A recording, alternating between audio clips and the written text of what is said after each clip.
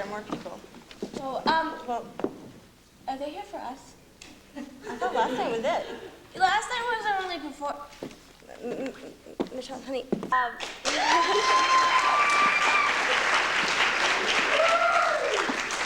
And Becky and I have started this up and refurbished it and got help from students. Like about a fourth of the senior class or more, maybe now a third, have helped out or participated in some way. So we're really proud of our class that we brought them together and we've just come together like we have. It's just really awesome. Let's see what else. We just want to say, I know it's kind of corny, but this is me and Becky's baby. Like this whole play, we started this up and we directed it. Oh, I'm sorry, I'm Kristen McCarran. I'm Becky Cullen. Sorry. Anyway, so Becky and I, this is our baby. We have saw this from day one up to the last day, today. Tonight. So, hope you enjoy our first senior, well actually our second night of our first senior play, Radio Daze in the class of 2003.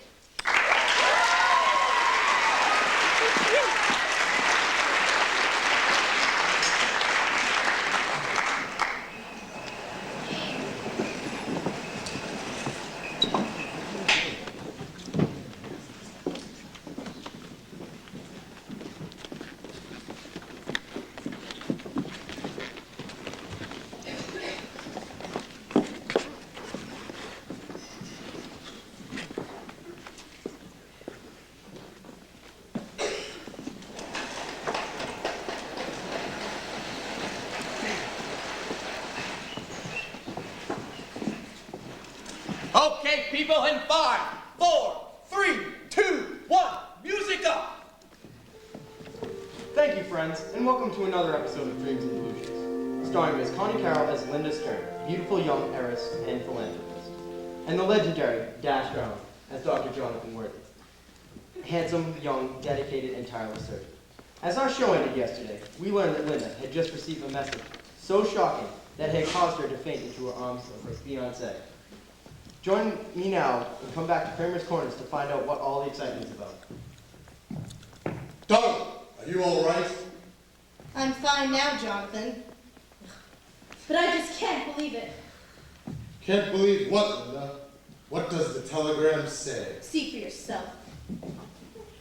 Dear Linda, I hope it will not come as too great a shock to you to learn of my existence. I know you're a wealthy woman since your father's death, and much loved in your community. So please be assured I seek no personal gain from our relationship. I just wish to know you while there is still time. I will be arriving at Kramer's Corners on the train next Tuesday at 4, if you're willing to meet me. I hope you will recognize me. I have been quite ill for some time. With love, your long-lost twin sister, Laura Stern.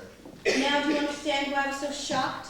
I didn't even know you had a twin sister. Neither did I. Didn't your father ever mention her? You know, there are times I had the impression he was keeping something from me, but no, he never actually told me I had a sister. What about your mother? I hardly remember her. Of course. How insensitive of me. When did she die? She didn't die, silly. She ran off with the gardener years ago. We haven't heard from her since. That explains your father's animosity toward pruning shears. So in other words, you really don't know if this person is your real sister or not. Don't be silly, Jonathan. If we're twins, we'll look alike. Linda, I'm a doctor, so I know. Twins don't always look alike. No matter. If she's my sister, I'll know it here, in my heart. Well, I'm going with you. You're so trusting you take in every stray that comes along. This woman might not be your sister at all. She might be just trying to take advantage of you. Suit yourself, Jonathan, but I can't believe any human being should be as cruel as that. We'll find out tomorrow. I'm going with you to meet the alleged Laura Stern at the station. That's why I love you. You're so caring. So kind. No, you are. You are more. No. You are. As Jonathan and Linda discuss who's more caring and kind, let's have a word from our sponsor. That Wash Day Wonder, Boom Lunch Dessert. And we're clear. 60 seconds, everyone. What's the idea of throwing the twin sister into the blood? I can't have a twin sister. I need to make self-control of a certain... Connie, baby, there is no Stern for Fortune. It's a radio program, remember? Don't care. No one discusses with me. It was in the script. Weren't you at the last meeting? Oh, Miss Carol was not available for rehearsal this morning. She stopped third again. Now you listen to me. I am Dreams and Delusions. And I say Linda should not have a twin sister. Not only is it a bad creative decision, we can't afford to hire anyone else. There's a war on, you know. I'm glad to see you're so concerned about the welfare of the country, Miss Carol. But the fact of the matter is, I didn't have that character. So if you're so unhappy, why don't you talk to the script writers about it? Well, I think it's a swell idea. We could use a little fresh blood on the set. Oh, police.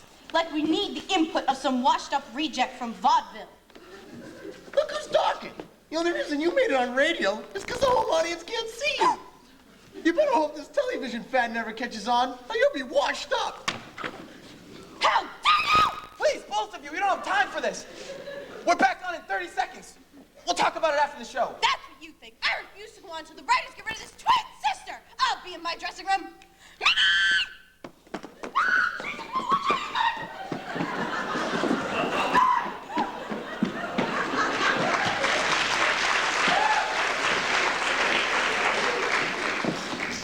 Quick, get Alice, Betty, and Dorothy. Tell them to skip ahead to scene 12. I gotta go talk to Connie. But scene 12 is only 5 minutes long. Well, tell them to stretch it and improvise if necessary. Hey, I know, hold on. Why don't we have someone else read the part of Linda? No. Bradford, how about I do the show alone? I could do my own vaudeville act or something. Or better yet, I could perform a groundbreaking emergency operation. How about a transplant? A brain transplant would be nice. You could perform the surgery on yourself. Even better. What do you say, Bradford? I don't think so. For now, take a break. I gotta go try to find Connie. Alice, Betty, Dorothy, get out here quick. We're going to scene 12. Not that good, girl. In 5, 4, 3, 2, 1. And now, back to our show. Betty, Dorothy, do you know who Dr. Norris has been seeing on the slide? Is it Nurse Mortimer? No, isn't it Miss Dinwiddie and knitting? No, it's... I know, that new receptionist in emergency. No! Well, quit teasing and tell us already. Yeah, I don't have time for 20 questions. I was supposed to be in surgery 10 minutes ago.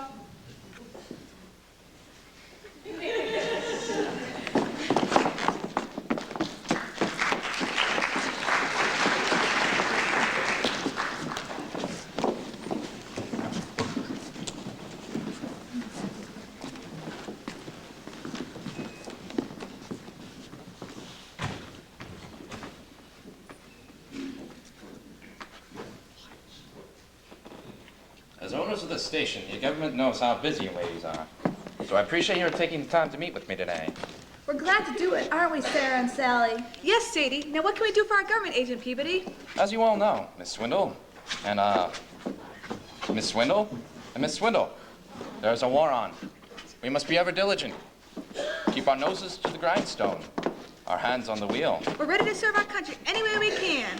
We could start a rubber band drive. Or plant a victory garden in the parking lot.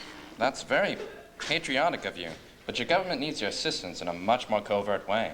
You want us to go undercover? Do we get to carry guns? We don't have to leave the country, do we? Uncle Sam doesn't want you to go anywhere. You could do your country service just by staying here and doing your job as well as you can.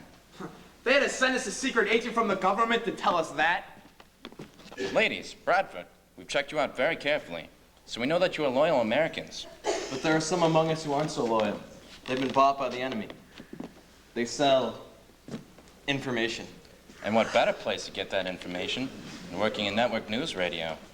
But we aren't a news program. Dreams and Delusions is a soap opera. Exactly. We screen the news people very thoroughly. Why, if there were a spy in the newsroom, we'd catch him in a minute. So a real spy would never apply to work for a news program. But if they were in the studio, say working on a soap opera, they might be able to pick up a little classified information somewhere. And pass it on to the enemy.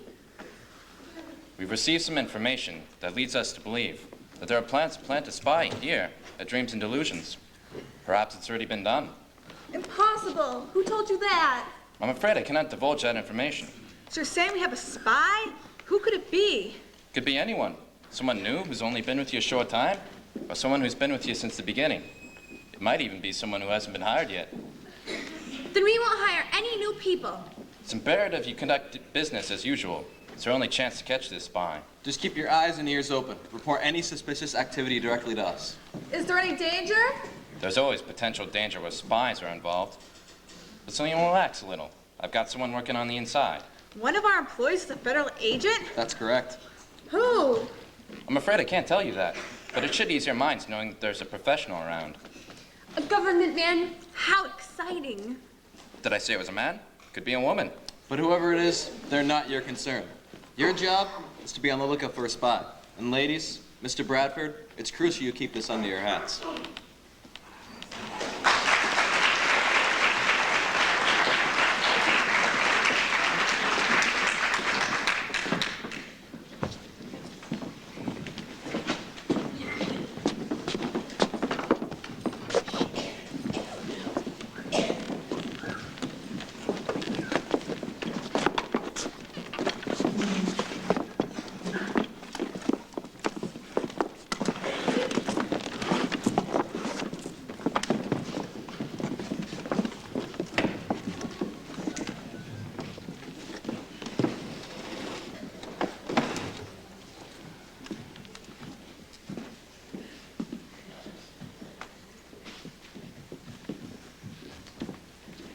Do you girls hear we got a spy running around the studio? Big deal. A spy. They're everywhere these days. Now, what we need more of are eligible men. No offense, Newton. Don't worry about him. He's deaf as a doorknob. Anyway, Betty's right. All the young eligible men are overseas. Eugene's not overseas. You might as well forget about Eugene, Alice. Why? Because he's a one-woman man? Yeah, that's right. He just can't decide which woman. Well, if it makes you two feel any better, I gotta look at that new writer, and he's not too bad. What's the matter with him? He got flat feet or something? Maybe he's the spy. As long as he's male and under 40, I really don't care. Well, he's not here anymore.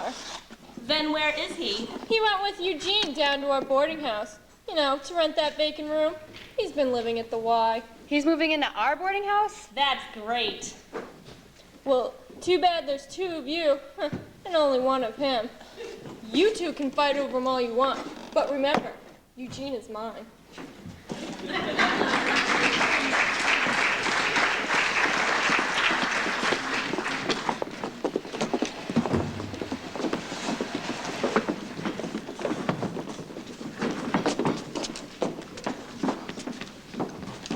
All right, people, just calm down. What is the meaning of this? How could you possibly give Linda a twin sister? She can't have a twin sister. I need to maintain sole control of a certain... Watch out! Well, we thought it would be a good idea to add a new face to the show, so to speak. These sponsors have been concerned about our ratings. That's ridiculous. People love the show. It's a good show. Yes, but the sponsors feel that it has become predictable. Predictable. Of course it's predictable. People like that. Don't they love it when the contents of Fibber McGee's closet come crashing out? Don't they laugh when Fred Allen strolls down the alley and talks with the same characters every week? And how about Jack Benny? He's always finding ways to save money. People love it. Yes, but those are all comedies. This is a serious show, and serious shows should not be predictable. We need to keep the audience in suspense, wondering what's around the next corner. Otherwise, they won't tune in anymore. Well, maybe the problem isn't that we need new characters. Maybe we need new writers. Huh? Will you stop that infernal swimming? Sorry. Yeah. You can finish up later, Newton. Now, Connie, the Tribbles are the best in the business. They're famous. That's right. So many times after the show I hear people say that was pure dribble. Why, thank you, Claire. But actually, we didn't write the twin sister thing. Then who did? A couple of our staff writers. One of them you know, Eugene Eubanks. The other is a talented up-and-comer. His name is Jack Kelly. Oh, I've met him. He's very nice. Sorry. We asked them to join us for lunch today. They should be here any moment. In fact, here they are now. Miss Carol, Mr. Honeycutt, Claire, Mimi, I'd like you to meet our new writer, Mr. Jack Kelly. And of course, you already know Eugene Eubanks. They've been working together on the new script treatment. Mr. Honeycutt, I can't tell you what a pleasure it is. And of course, Miss Carol, I'm speechless. As you should be. So what are you two imbeciles trying to do to my show? I beg your pardon? He wrote it. Ugh! We don't need a new character, and even if we did, we certainly don't need some long-lost twin sister. It's a ridiculous idea. Get rid of her! But the sponsor... I don't care about the sponsors! Howdy, it's okay. She didn't mean it. Linda cannot have a twin sister. She needs to maintain sole control. But it's too late. We already introduced the character over the air. We just can't ignore her now. Oh, silly boy. She can meet with some accident before arriving at the train station at Kramer's Corner. Then you wouldn't even have to hire anyone for the part. And Linda could have a marvelous crying scene. Oh, you do that so well, Miss Carol. I know. Look, Miss Carol, Laura was never meant to be a permanent character anyway. We had something else in mind. And just what was that? See, the idea was, Laura has an incurable disease. She's near the end of her time, and her only last desire is to see her long-lost sister one last time before... you know. But Linda refuses to give up hope, so she pledges nearly all her resources to finding a cure for her dear sister.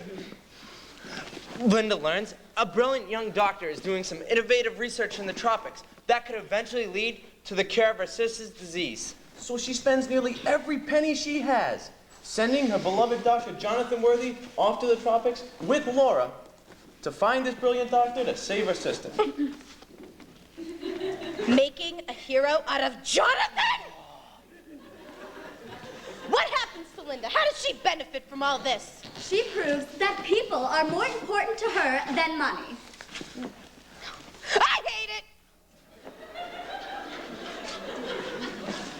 And we get rid of Dash, for a while anyways. The sponsors for this picture has become, well, dull.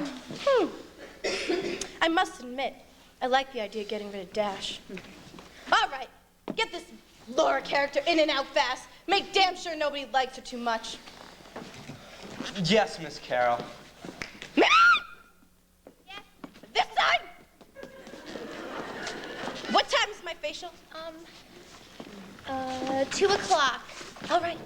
Bradford! Set in the car, Bradford. Why not let Darla and I drop you? We're having lunch today with our sponsor, Howdy Airport, the owner of Boom Soap.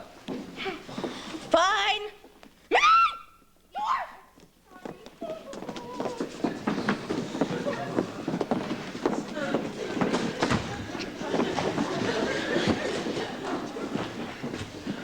Jack, Eugene, you've got your work cut out for you.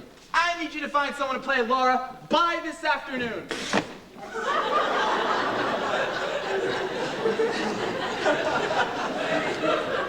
Us? Yeah, you wrote the part. Who better to cast it?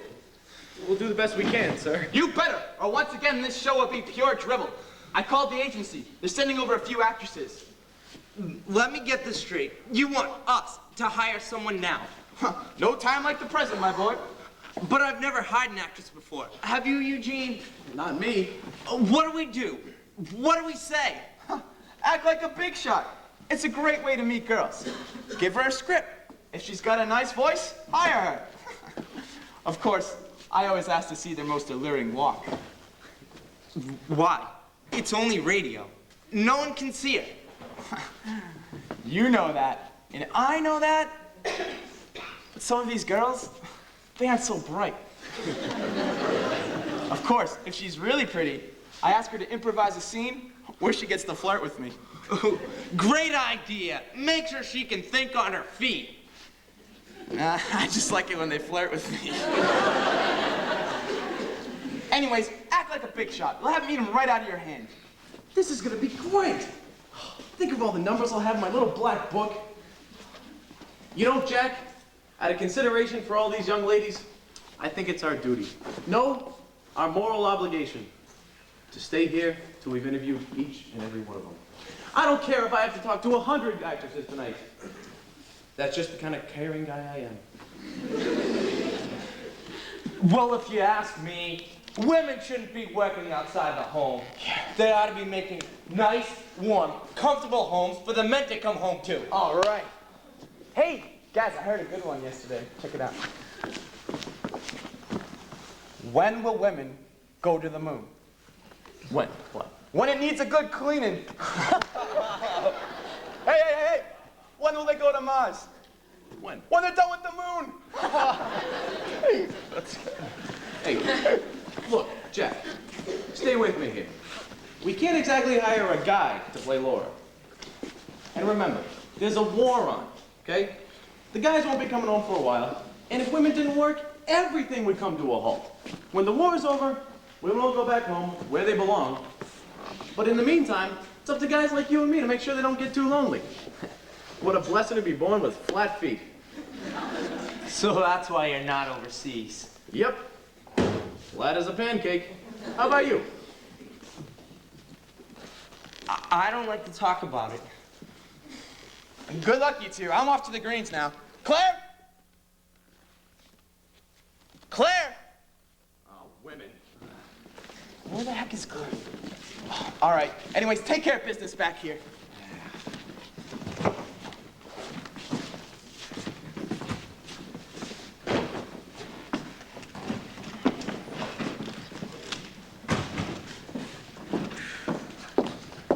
How do you do? I'm Daisy Earhart.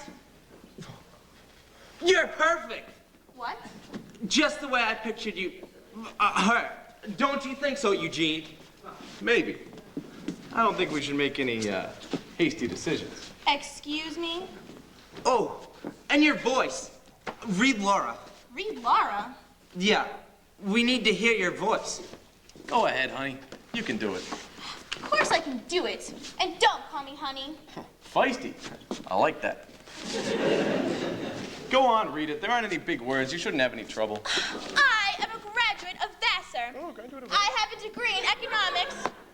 I can read anything. Give me that. I can't... Stop! I've heard enough. I'm Jack. Jack Kelly. You said your name was Daisy? Earhart. Earhart.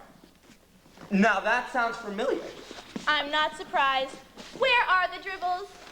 Who? The Dribbles. The Writers for Dreams and Delusions. This is their office. Oh, yeah, you're in the right place, but they're out to some silly lunch with the sponsors. We take them out to eat every once in a while, let them talk till they feel better. Then we take their money, do things we want to anyway. I'm Eugene Eubanks.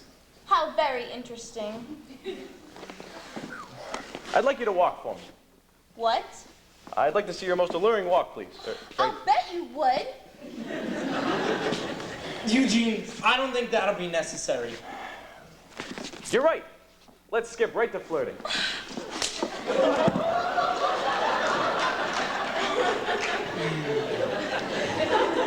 Never mind him. You're perfect for Laura. You don't have to flirt with Eugene. That's a relief. In the meantime, we'll have Eugene run down to personnel and get you a standard contract to sign while I explain the part. I think we'll have Jack run down to personnel while I explain the part. By the way, Daisy, you might want to get your arm checked out. You got some kind We'll both go. Sit tight. We'll be right back.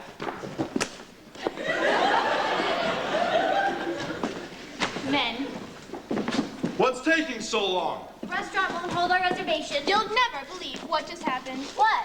I came up here to get the Dribbles, and these two clowns thought I was here to read for a part in their show. Really? They actually hired me before I even had the chance to tell them that I was the daughter of their sponsor, and that I'd just come pick up the Dribbles for our lunch date. One of them made a crack about placating the sponsor and then doing whatever they wanted. What's placating? You know, conciliating. Pacifying. Sucking up. Oh! Where are they now? They went to personnel to get a contract. I'll set them straight as soon as they get back. I don't think so. What do you mean? I've always wanted to spy on these people, see how things run when I'm not around. Take this job, Daisy, and you can be my spy. No one knows you.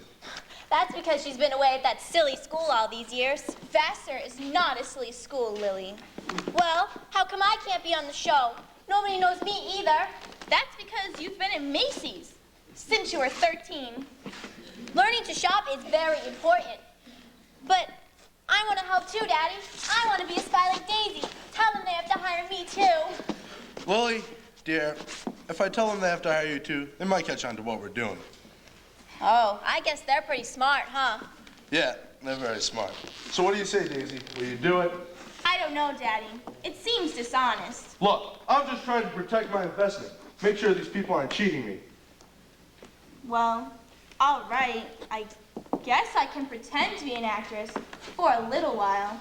After all, my job at the Office of War Information doesn't start for another month. How come Daisy always gets to have all the fun and I never do? Lily, if you want to work here, why don't you just go down to personnel and apply? There is a war on, you know. There's a shortage of good workers. That's a great idea. Oh, can I, Daddy? Oh, please, please, please, please, please. I don't know. Oh, please, Daddy, I promise. I'll be the best spy ever. No one will know who I am. And every night I'll come home and tell you everything that happened. All right! Just don't let the cat out of the bag. They've got a cat in a bag? That's mean. I'm sorry, Daddy. I can't promise you that. If I find that cat, I'm letting him out. Lily, personnel is that way. Oh, and Lily, be sure and use a fake name so they won't know who you are. Oh, right. I know. I'll be Camille. I've always liked that name. Not your first name. You can keep that. Just give a fake last name. But I want to be Camille. Fine. Be Camille Smith. Okay. You better use a fake name, too. The trouble is, I already told them my name is Earhart. Did you write it or say it? I said it. When you go to write it, spell it E-A-R-H-A-R-T, like Amelia, instead of A-I-R-H-E-A-R-T. Good idea. Now, you better get out of here if I'm gonna pull this off. Okay, I'm gonna go have lunch with the dribbles. Bye.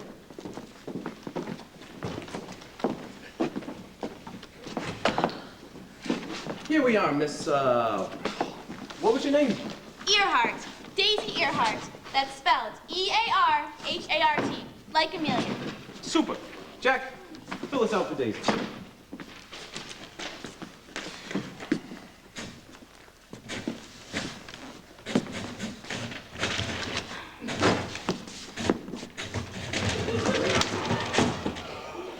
Jack! Could we? All right, we've got your name.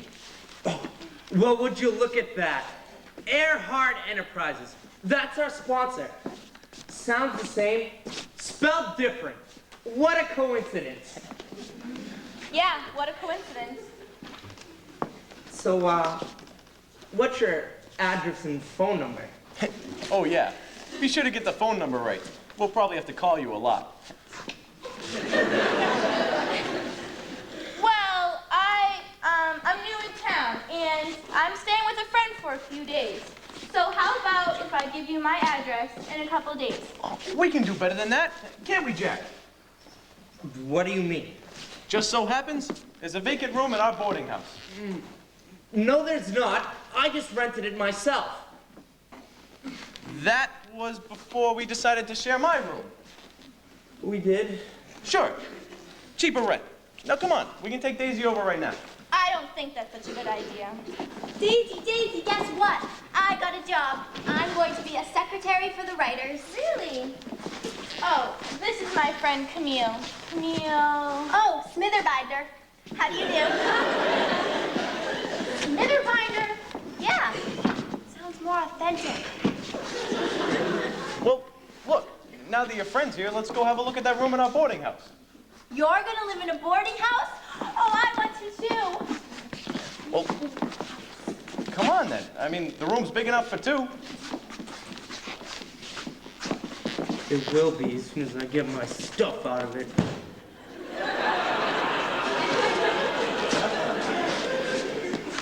Well, all right, I guess. Come on then, let's go. We can finish the paperwork tomorrow.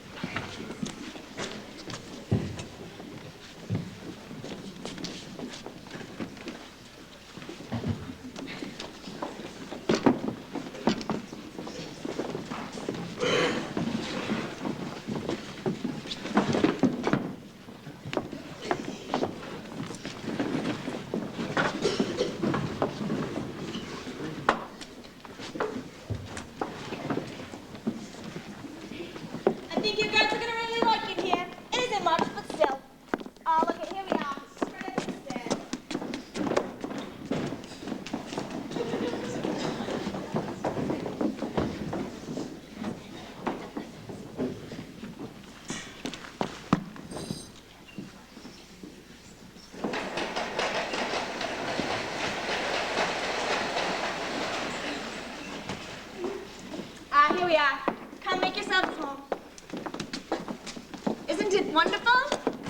Well, here's the dining area and the sitting area, and down the hall is your room, and beyond those doors is the kitchen.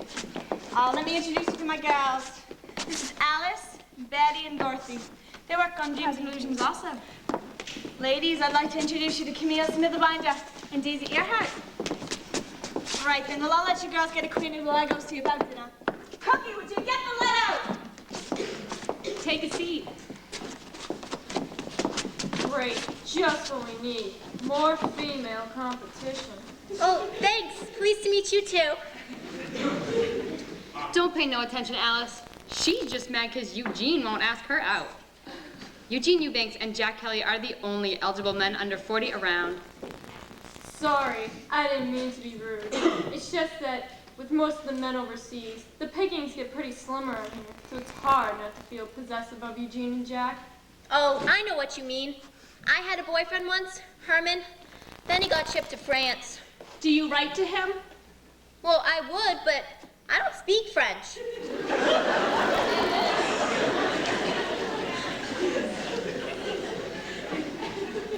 Look, you don't have to worry about us getting in your way with Jack and Eugene. We are here to do a job. We're not interested in anything else. That's right. All's fair in love and war, girls. But I do think we can all be civilized about this, can't we? Sure we can. So, tell me, how come Eugene and Jack aren't overseas like everyone else? Eugene's got flat feet. The army would never take him. Jack's a bit of a mystery, though. He showed up a few weeks ago. He really keeps to himself. Yeah, I asked him why he wasn't overseas with all the other healthy young men, and he said he used to be. So I said, did you get wounded or something? He just said something like that, and then he just changed the subject. I think he's the spy. Don't be silly. He's too handsome to be a spy. Handsome is the best kind. They just flash their baby blues, and pretty soon you'll be telling them the story of your life. It ain't Jack. He's got loyal American written all over him. I think it's Connie. That's crazy. Women aren't spies. You ever heard of Mata Hari? What's all this spy talk? Someone from our show is the spy. But it's supposed to be a secret, so don't say anything. Why would anyone want to spy in a soap opera? I don't know. Alice told Betty me about it. I overheard a confidential conversation in the executive office. Oh dear. Overheard with your ear pressed up against the keyhole. Isn't it exciting? A German spy working for Dreams and Delusions. Oh, a German spy. Yeah, it's wonderful. I mean, it's wonderful we know. We ought to be able to catch him in no time. Anyways, as much as I hate to admit it, I have to agree with Alice. I think it's Jack. He won't say where he came from, he keeps to himself, and he hasn't asked any of us out yet. That just ain't normal. I still say he's too cute to be a spy. Besides, just look at him. He's a regular all-American guy. Who ought to be overseas with all the other regular all-American guys. You know, I was reading in today's Army about how they kidnap regular all-American guys, they ship them to Germany, and they brainstorm them. You mean brainwash? That's it, they brainwash them. And they turn them into spies, and they don't have no accent or nothing. That would explain why Jack never wants to talk about his past. Maybe he doesn't even remember it. Look, do you think it's possible that you girls might be jumping to conclusions about Jack? Well, if you think so, why don't you try asking him where he's from and why he ain't overseas with all the other healthy young men? But remember, if he's clean, we saw him first. Here's your chance. There he is now. Come on, Camille. We'll show you to our room. Who? Oh, okay. Hey, Daisy. You all moved into your new room yet? Not yet. Well, let me know if you need a hand. I am good at moving furniture, and I wouldn't want you to hurt yourself. The room is furnished, you know. Though I'm sure Camille and I wouldn't have any trouble moving a little furniture if we needed to. Well, I'd like to get to know you better. How about dinner? Thanks. I'd like to get to know you too, but why wait for tonight? Tell me, how long you've been with the show? Just a few weeks, really, since my discharge. Oh, so you were in the service. Where did you serve? Here and there. No place really important. You sound like a man with something to hide, Mr. Kelly. I have nothing to hide. There are just some things about myself I'd rather not talk about. What can be the harm in telling me where you served? Were you in England? France? No, but enough about me. Let's talk about you. How come a lovely gal like yourself isn't at home, raising a couple kids? That's rather a personal question, Mr. Kelly. Are you in the habit of interrogating your new employees? I was just making polite conversation. Of course, you don't have to answer if you'd rather not. Well, I happen to be a career woman. There is no room in my life for a family right now. That's unfortunate. This ghastly war has turned so many women out of the comfort of their home. Perhaps when it's over, I hope the war is over soon. But when it is, I have no intentions of giving up my career. As for family, that may come someday with the right kind of man. What is the right kind of man?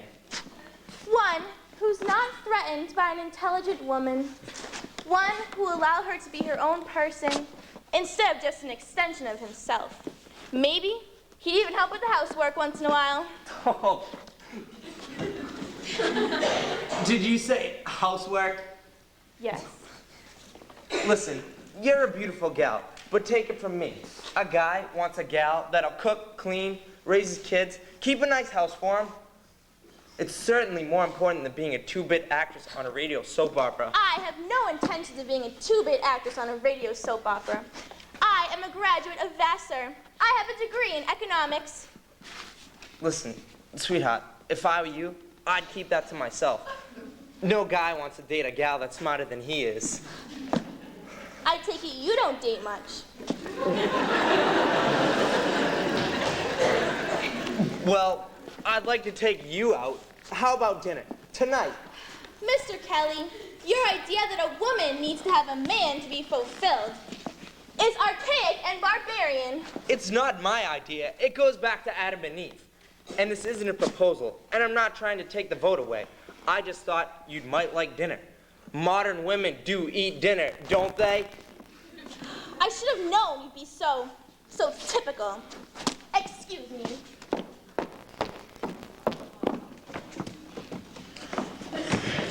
Hey, Jack, what's the deal? You trying to move in on Daisy before I've had my proper chance? Forget it, Eugene. She's not interested. She's educated and very modern. I don't mind modern women. Sometimes they even offer to pay for dinner. Heck, last week, that cute redhead in advertising, she proposed. She proposed to you? Yeah. What's going on with the women in this country? You let them work outside the home for a little while, and they go nuts. I kind of like it. You would! But I don't. I'm an old-fashioned guy. All I really want is the right gal to settle down with. But I'll do the proposing. Thank you very much. Well, Jack, I'm not looking for anything permanent here. I mean, guys like you and me got a gold mine here in the States with so many fellas overseas. It just wouldn't be fair to all these young ladies if we were to tie ourselves down with one. Never thought I'd be happy to have flat feet, but it's turned out to be a real asset. What about you? What kept you out of the action? Well, I told you before, I don't like to talk about it. Hey, hold the phone. You're not a deserter, are you? No way. I served my time. I just never went overseas. Look, Jack, we're friends. Level with me. What's your big secret?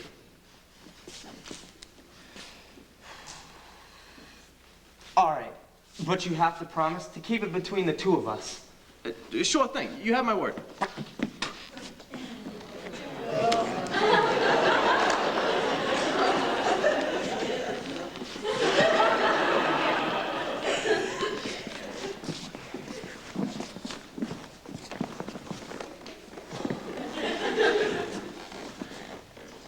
I never had the chicken pox.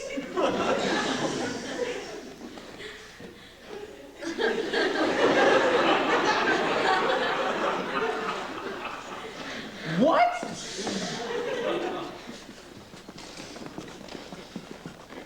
What? I never had the chicken pox when I was a kid. The Army said getting exposed now as an adult could be much more dangerous than it could have been as a kid. Oh, yeah. You bet. I mean, you got any brothers? Brothers? No. You better be real careful. If you get exposed, it could mean the end of the Kelly line. You mean I could die? Worse. What could be more worse than dying? Jack, I don't know how to break this to you, but if you get exposed, you won't be able to make babies.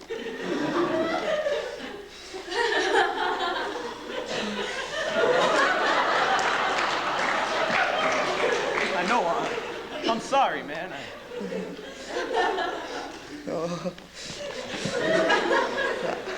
I see. Well, I guess it's good the Army wouldn't let me go overseas. I'd kind of like to have a big family. Look, Jack, about Daisy, maybe it'd be better if you just kept your distance from her. Why? You interested yourself? Interested? Yeah. Serious? No.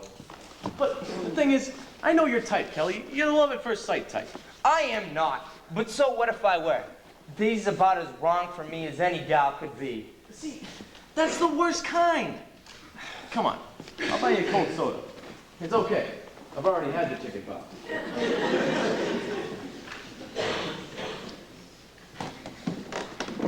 I'm telling you, Lily, until I learn more about Jack, I want you to keep your distance from him. Those girls may very well be right about him being a spy. He's hiding something. I know it. Well, I'm not interested in Jack anyway. I like Eugene, and he likes me. I can tell. Eugene likes everyone, Lily. He's a Casanova. You'd be smart to stay away from him, too. Daisy Earhart, you are the most unromantic girl I know. While the rest of us were swooning to Frank Sinatra's singing, you were studying eclectics at that stuffy school. It was economics, Lily, and that's not true. I'm as romantic as the next person. I just prefer a man who's sincere and honest, not one who keeps things from you. What are you talking about? You haven't been flirting with Eugene, have you? I'm talking about Jack. Not only is he extremely old-fashioned, he's keeping some secret. You know how I detest dishonesty. Oh, I know. I'm sure it was really hard for you to lie to everyone about who you are. Yeah, I guess you're right. I have been a little less than honest myself. I hate it when you're right, Lily. Don't worry, it doesn't happen often. I know. Lil, it's the strangest thing. In spite of his archaic attitude about women, I kind of like Jack. But I'm afraid I was really rude to him. That doesn't surprise me. What do you mean? Well, your whole life, all you wanted was a college degree and a career in what you call a man's world. And now Jack comes along and threatens all that. How does Jack threaten my plans? Because Jack's the kind of man you could fall in love with. And falling in love leads to marriage and a family and, well, everyone knows a woman can't have a family and a career. That's ridiculous. No, it's not. This is a man's world. You just wait till this war's over. We'll see how many women still have their jobs. No man is going to make me give up my career. Of course not. You're the smart one. There's not many women that could do your job. Just be careful you don't fall in love. That could spoil everything. Look, we're getting off track here. We've got to stop thinking about men and get back to the business at hand. I came here to do a job. And by golly, I'm going to do it, no matter how much I hate it. Come on, let's finish unpacking.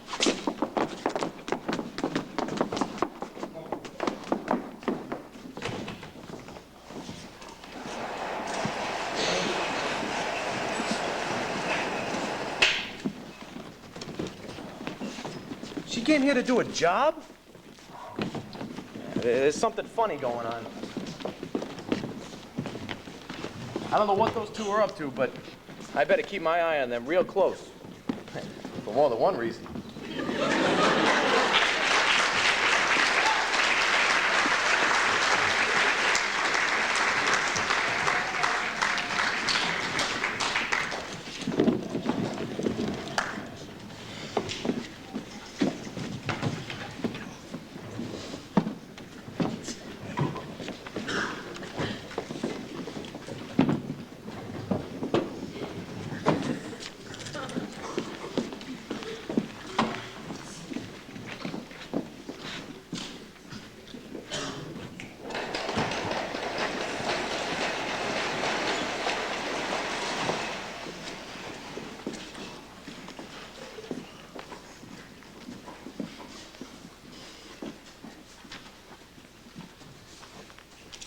What was Jack thinking?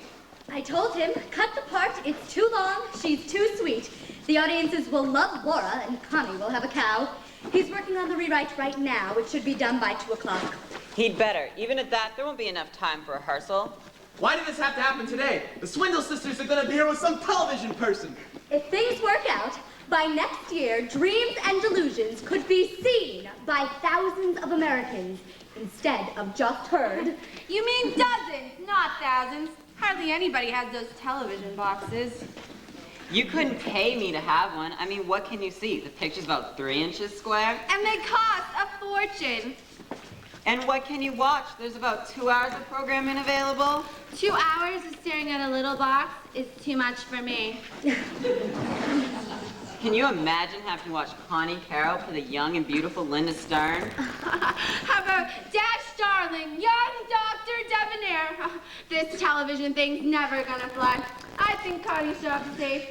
Just the same, I'd like us to make a good impression. The Swindle sisters are the one paying our salaries, remember?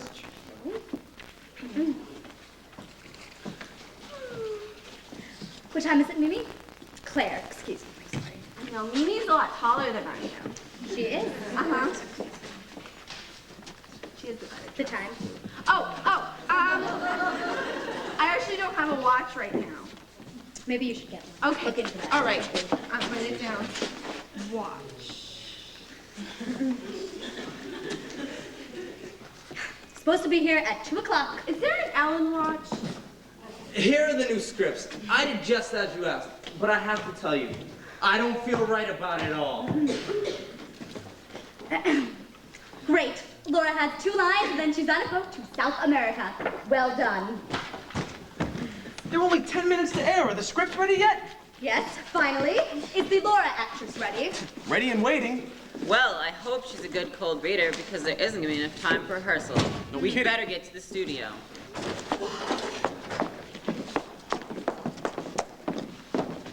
Oh, where's my head? I left the scripts on the desk. Go get them, will you, Eugene? Thank you. Let's get this show on the road.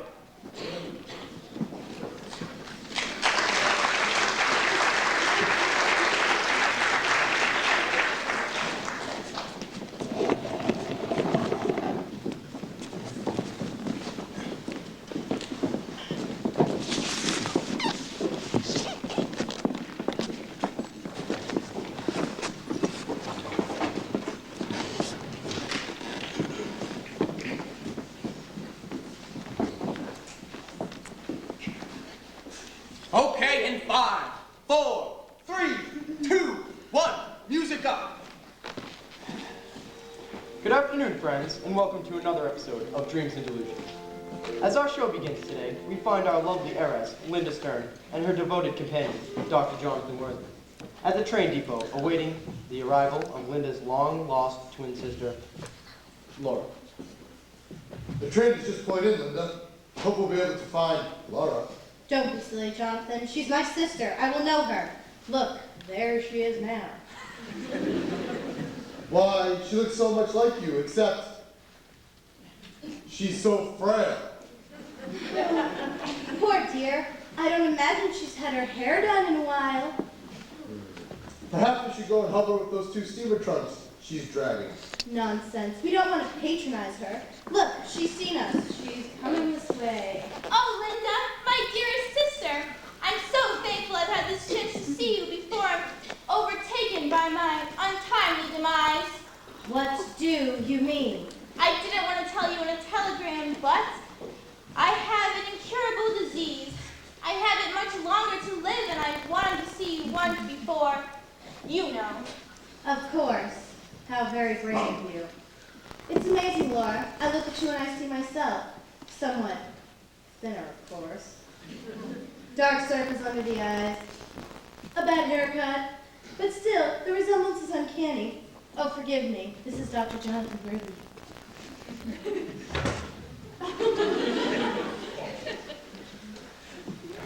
How about you, Laura? Where have you been all these years? How is it that we've never heard of you? It's a very long and complicated story. You'd better give us a quick summary. Well, it seems that shortly after we were born, our mother was traveling to Europe on an ocean liner.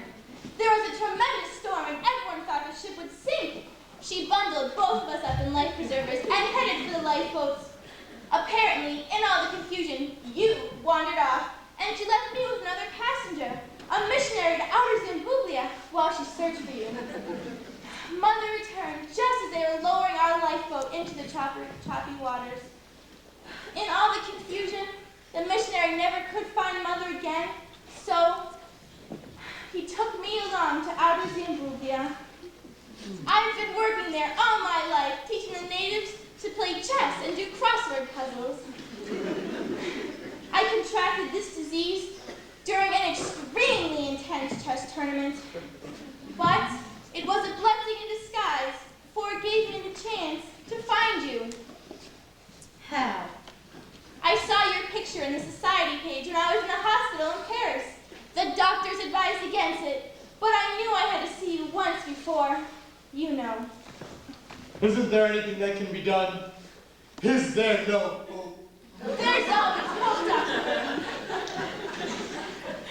In an hour, I board a steamer to South America. Why? What's there? Dr. Stephen Goodworth has been experimenting with treatments for rare diseases found among primitive native populations. He may be my only chance. Linda, in her condition, I thought you survived the trip without a qualified doctor along. Perhaps I should give up my practice and go with her. You would do that for me? Gee, Jonathan, you're so noble. I can't let you do that. It's too much of a sacrifice. My puny little life isn't worth anything. You're right. What? Neither of you will go. If it costs me every penny I... Ham! cured your disease. That is the wrong script! Don't look at me. I gave you the new one. I sent Eugene back to get them! Clearly, he got the wrong one. Oh, Linda, you're a saint. Will they find Dr. Goodworth? Will Laura survive? Will Linda gain a sister? Will lose her fortune?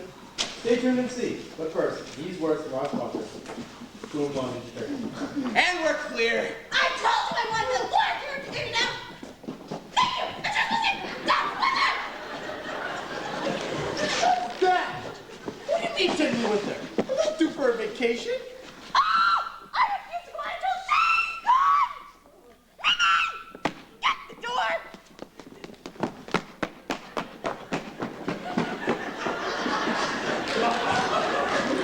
Great.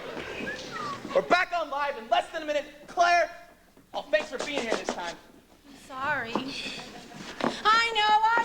Alice, thank you. I think get out here quick. We're going to see sick. Never mind that. The network's cutting in with a special bulletin. It'll be a good 5 minutes before we're back on the air. We'll have them standing by. Everyone else, take 5, but don't go far. Showbiz, it's gonna be the death of me.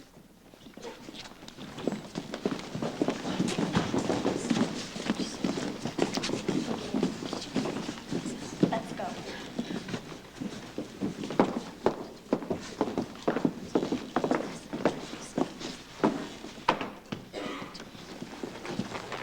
Daisy, it's your lucky day. Really? Why? It just so happens I'm available this evening. We can go to dinner, maybe catch a movie. What do you say? I don't think so. Thanks anyways. Oh, you already have plans? No, Not feeling well? I feel fine.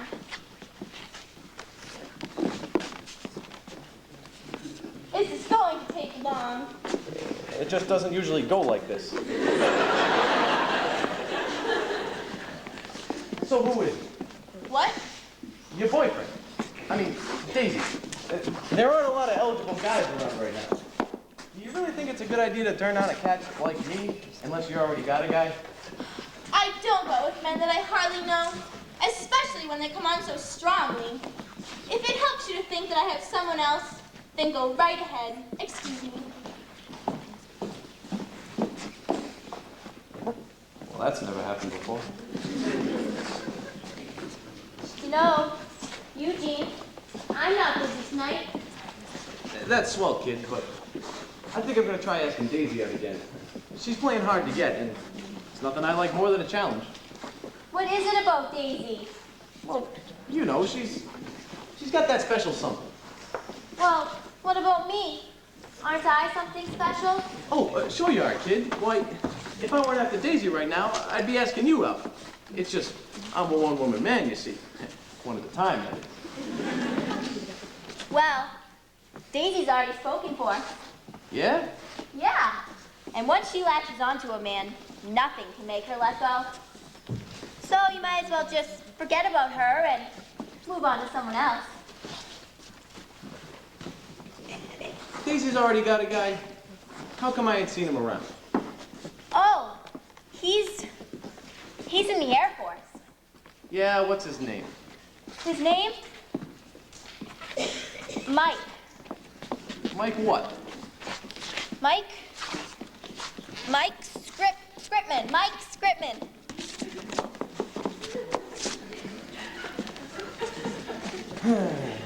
Mike Scriven, huh? Well, he's a lucky guy. And you, Camille, are a lucky girl. Yeah, why's that? It just so happens I, Eugene Eubanks, am available this evening.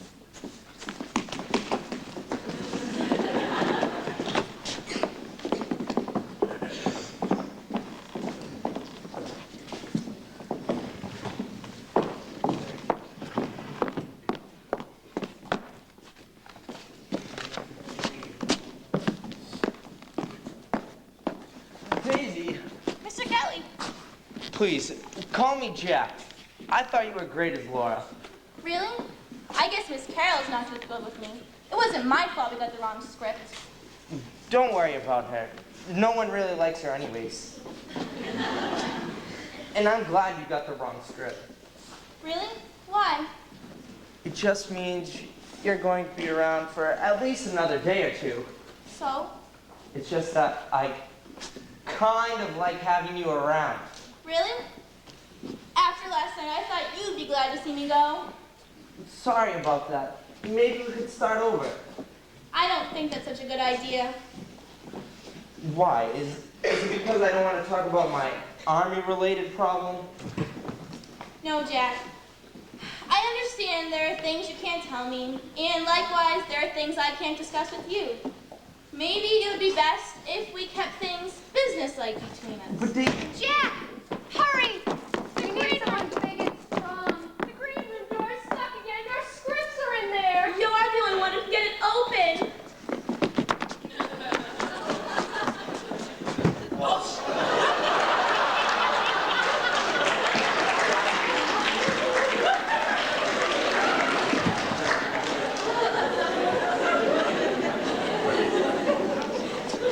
You might as well just forget about me. I'm just not interested. We had over 100 calls during the special report. Everybody loves Laura. They do? Yeah. One gentleman offered to donate an organ she needed. Another wants to donate his aluminum foil ball to raise research into Laura's disease. Another wants to start a Laura Stern fan club. She wants 50 autographed pictures. This is wonderful. Laura was just a shot in the arm dreams and delusions needed. Find a cure. I'll get Jack right on it.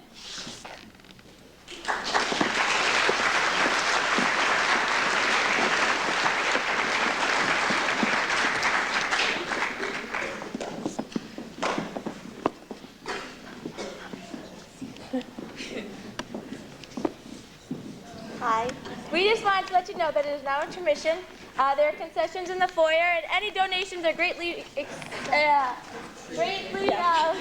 appreciated.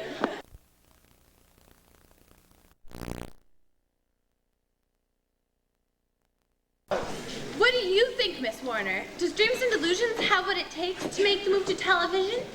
It has some definite strong points. A good storyline, rise with a reputation for success, and in spite of the Warford, a very strong support crew.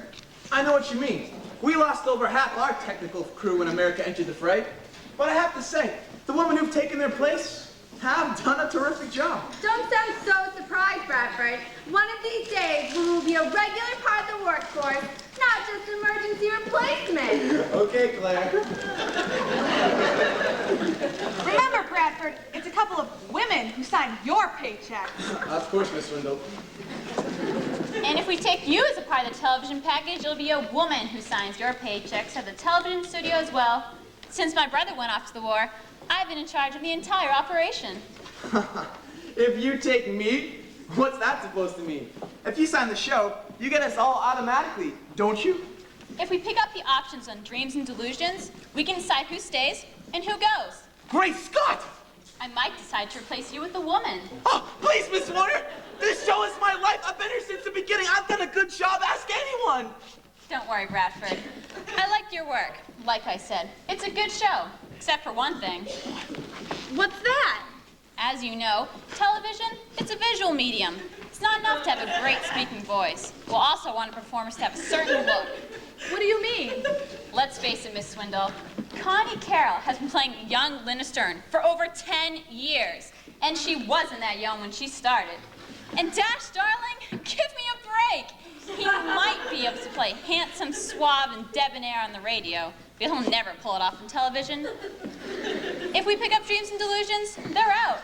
They have contracts. We can't just fire them. No, we won't break their contracts. They'll stay on the show. They can play the maid and the chauffeur, or something.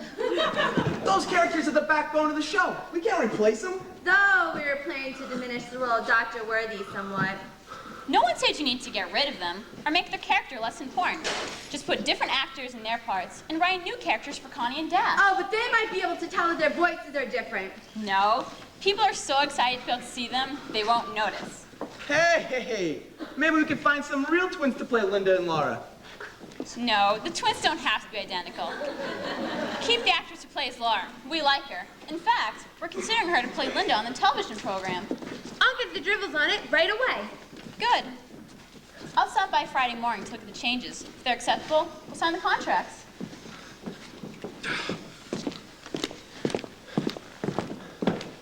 Friends will never stand for this. We're gonna find a way to alert them. We're gonna find Connie.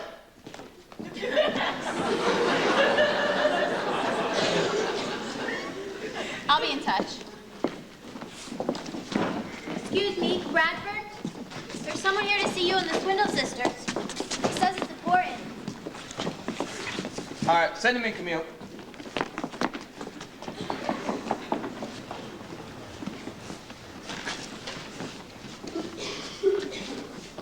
Are they coming? I think so. So, hey, you fine young ladies heard any new jokes lately? Hey. Why'd the woman cross the road?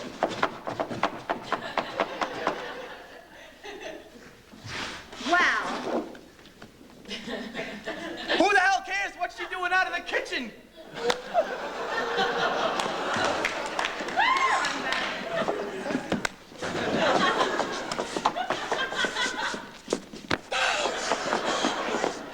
Go!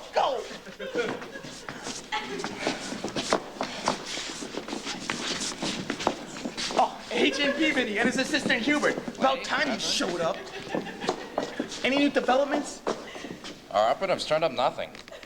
Maybe this is all a mistake. Maybe there's nothing to turn up. No, our source was ironclad. But whoever it is, he might know the heat's on, so he's lying low. So what? Eventually he'll reveal himself.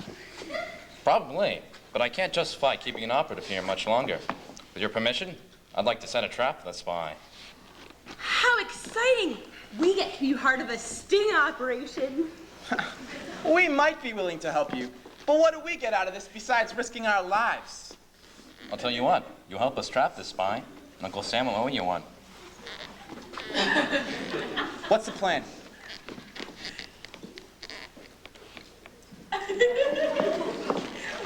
Okay, we'll let the word slip out that there's classified information about troop movements sealed in an envelope hidden in the Drivel's desk. We'll say it can't be open until Friday morning's newscast. I get it. That'll force the spy's hand. He'll have to sneak in Thursday night when no one else is in the studio. It'll be his only way to get the information in time to sabotage the troops. That's a brilliant idea. Now, the question is, how do we leak the information without making the spy suspicious of a setup? That's easy. Come on.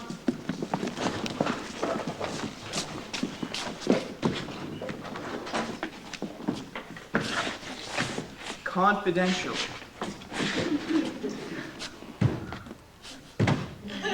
Okay. Q. No, that's not a Q. Oh, D! Top secret.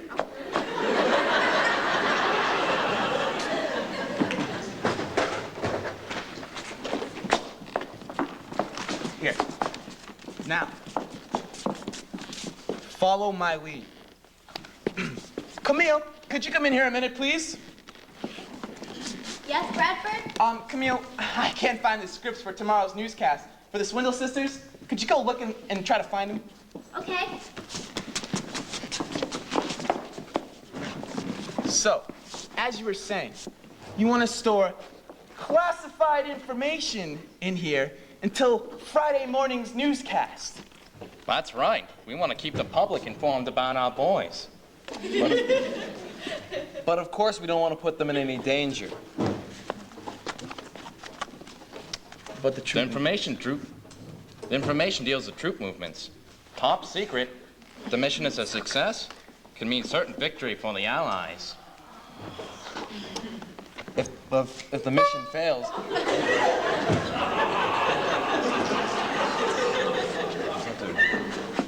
Like I said, if the mission fails. I understand. It's important this information doesn't fall into the wrong hands. Absolutely. That's why I'm asking you to hide it in the Drivel's desk until Friday's newscast. Friday's newscast? Friday's newscast. That's an excellent idea. No one would ever think of looking there. No, they wouldn't. No, they wouldn't. Of course. We're glad to do our part for the war effort. Thank you. I knew you would. Remember, no one must know this envelope is here in the desk but us. Good. Then we must be on our way. Take this, my boy. Thank you. Camille, did you find that letter? No, not yet. I'll keep looking. No, it's okay. You can leave now. Okay. Let's hide the envelope in the top middle drawer. No one will look there.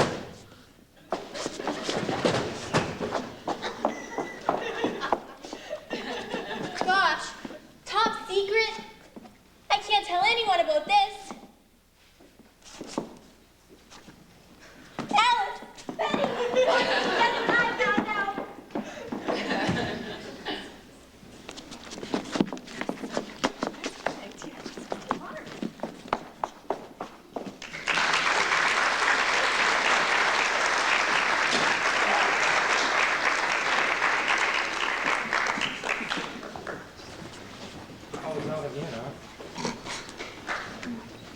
Ah, the steamed writers, bravo! The phones haven't stopped ringing. Everyone simply loves Laura. Well, we're sure glad you're happy. What's more important is that the sponsor is happy. Howdy says Boom Soap is selling like hotcakes. Everything's a hot cake to that guy. And Miss Warner from the television studio was very impressed. So keep up the good work. We'll certainly try. Splendid. We have some treatment changes to discuss with you, but that can wait till later. First, my sisters and I feel we need to ride the tide of our new popularity. And what did you have in mind? We don't have anything in mind. That's what we pay you for. We'd like you to come up with some grand publicity stunt centered around Laura. It should be something that'll really spark the audience's attention. Make them want to tune in every day. Never missing an episode. Thereby getting absorbed in the plot, in the characters, so watching the show becomes routine. Habitual. Chronic. Addictive. Like drugs. Not like that. Listen, just get to work right away, all right? Good. Keep in touch. Ta-ta. Toodaloo. Bye. Bye. All right, team. This can take everything we've got. You heard the Swindle sisters. This has got to be Boffo. It can take all day, all night, all week. Oh, the pressure. Jobs may depend on this campaign. Heads may roll. Listen, I want to know the minute you find out any new information. Did you make those reservations at the Top Hat? 11:45! Maybe you better call and cancel. Reschedule for 12. Remember, make it great. If you need anything, I'm here for you. Hey, forget the call. If you leave now, we'll just...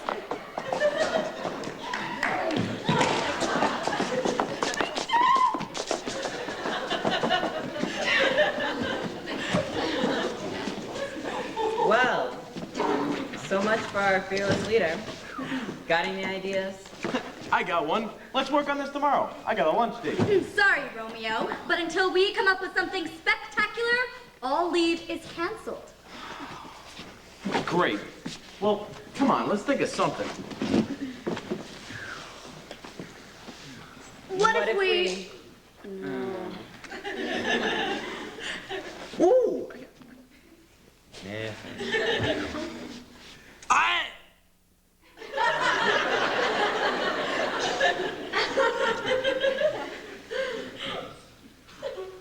Maybe? Yeah. Ooh. Shut up. Eureka! You don't smell so good yourself.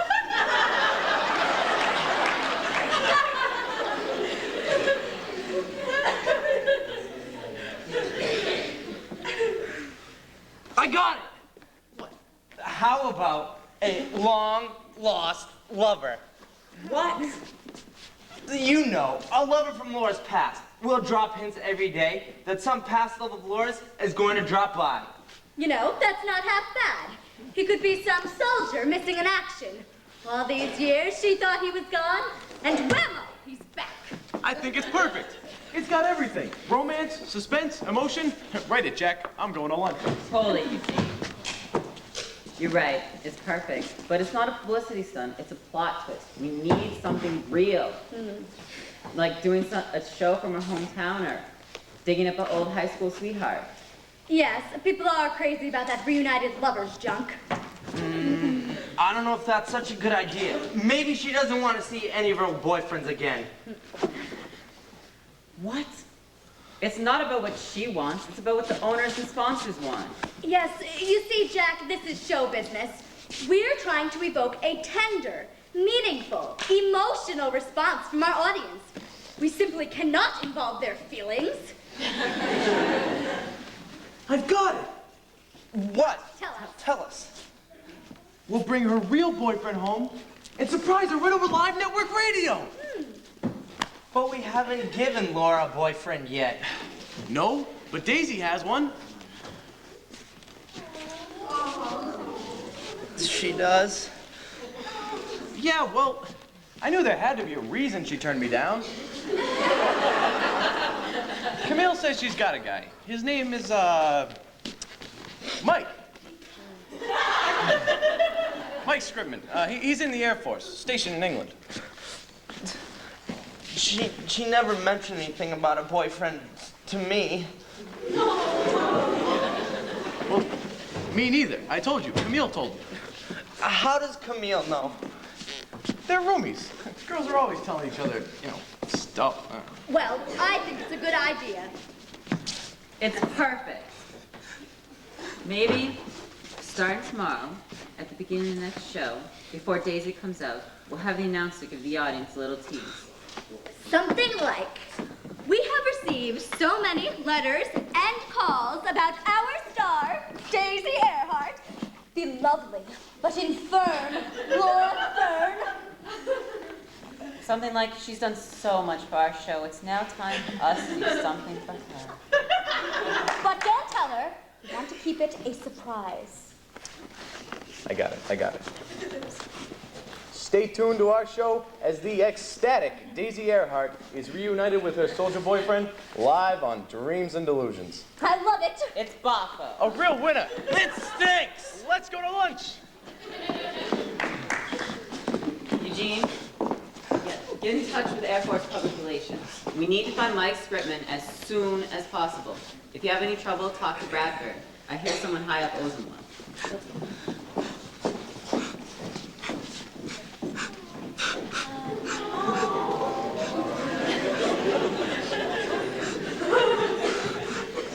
Mike Scribman, I bet you had chicken pox when you were a kid. I hate you.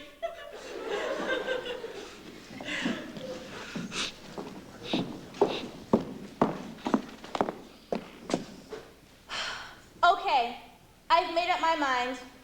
I'm going to tell Jack who I really am. Then, I'm going to confront him about being a spy. After all, it's my job to protect the Earhart financial investments. And darn it, as much as I dislike Jack, I don't want to see him executed for treason. Besides, he hasn't actually done anything yet. Maybe if I tell him I know he's a spy, he'll get away from here and turn over a new leaf. Excuse me, Mr. Kelly. Could I speak with you for a moment? Of course, Miss Earhart. What is it? I'm afraid I have a confession to make. Save your breath. I already know about you and him. You do? Everyone does. How did they find out? Eugene told us. How does Eugene know? Camille told him. Camille. I knew she couldn't keep a secret. Well, just don't let anyone know I told you, okay? Why? They've got this big promotional campaign planned around it. I can't give you the details. He won't like it. He likes to keep a low profile. It's too late. Everything's been set in motion. Well, all right. Jack, since we're being honest with each other, there is one thing I think you should know. I know why you never went overseas. You do? How did you find out? It's not important, but I think you should get away from here before it's too late. Have I already been exposed?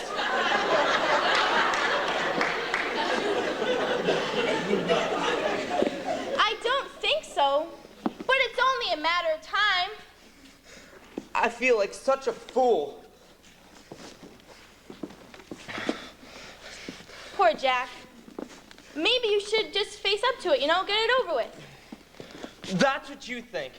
Don't you know that if I were exposed, it could mean the end of the Kelly line, not to mention the fact that it's just plain embarrassing. Listen, Mr. Kelly, my job and my career are very important to me.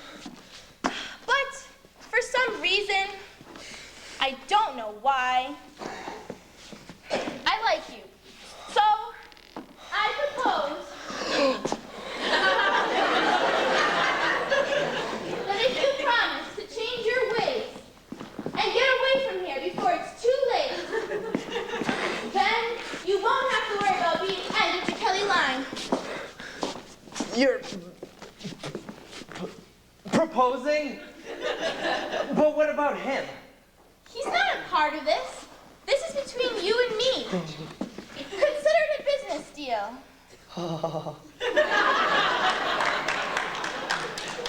Good. Now, I really must go. I'm glad we're able to come to an understanding. Me too. Oh, Jack.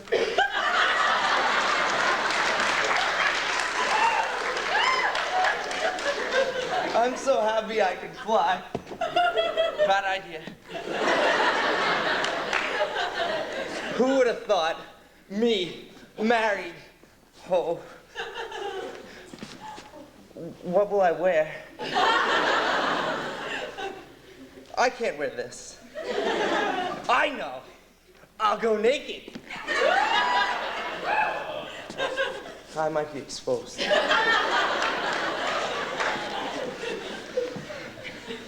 Eugene, you won't believe what just happened. You're not still after her, are you? I mean, you know, she has a boyfriend. No, we're engaged. Oh. You're what? We are engaged. Get out of here. You're crazy. No, see, she found out I never had chickenpox, and she was wanting me to leave before I was exposed. Then I told her what you said about chickenpox meaning the end of the Kelly line, and she proposed. Are you sure? She was very clear. She said if I could change my ways and keep from catching the chickenpox, I wouldn't have to be the end of the Kelly line. She wants to be the mother of my children. Jack, calm down, man. I don't believe it. We shook on it. What about her boyfriend? I guess that's all over. This is terrible. Don't be jealous, Eugene. You haven't showered in weeks, and you're ugly anyways.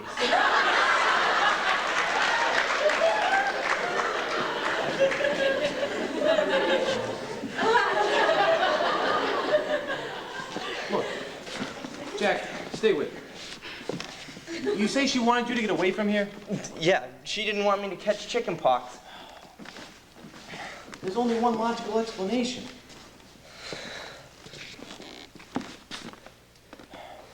Daisy's the spy.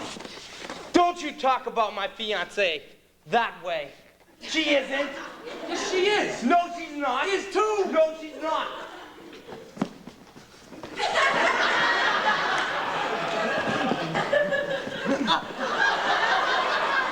She... Look, Jack, seriously, look. She's the spy, and she figures you for the government agent. She's just trying to throw you off track with this proposal and chickenpox stuff. No, how could you say a sweet girl like Daisy could be a spy? And how do I know? All your talk about flat feet is just a cover, and you're the spy. Are you nuts? Look, maybe we're both getting a little carried away here. Maybe, but I care about Daisy. And unless you have some solid proof, I'd advise... I can prove it. I can prove it. Give me time.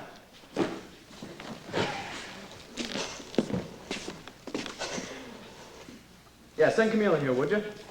Thanks. Jack, I've always known there was something suspicious about those two. I've been dating Camille, getting some information from her, and after what you told me just happened, I know I'm right. Let me do the talking, okay? Have a seat, Camille.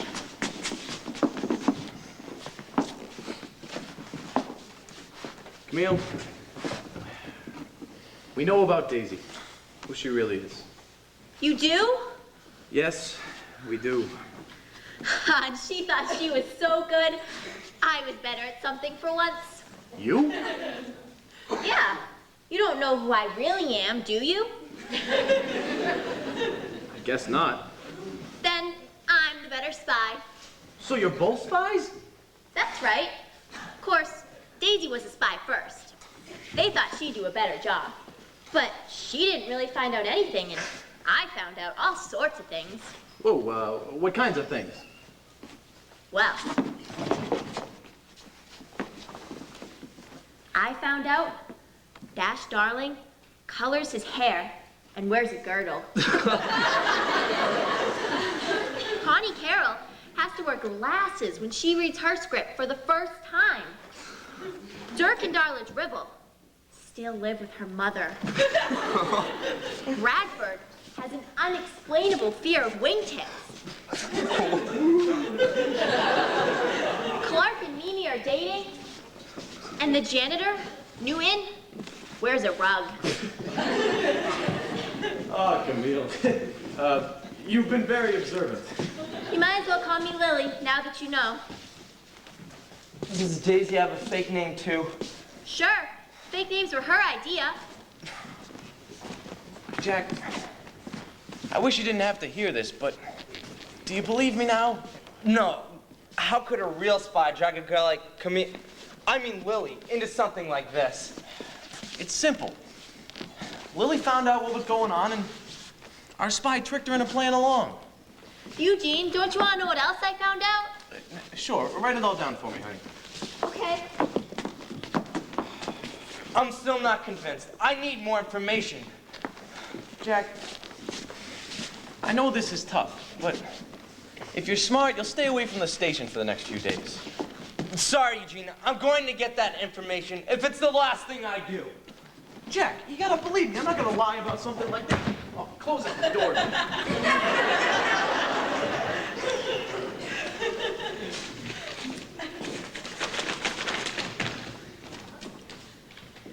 Top secret.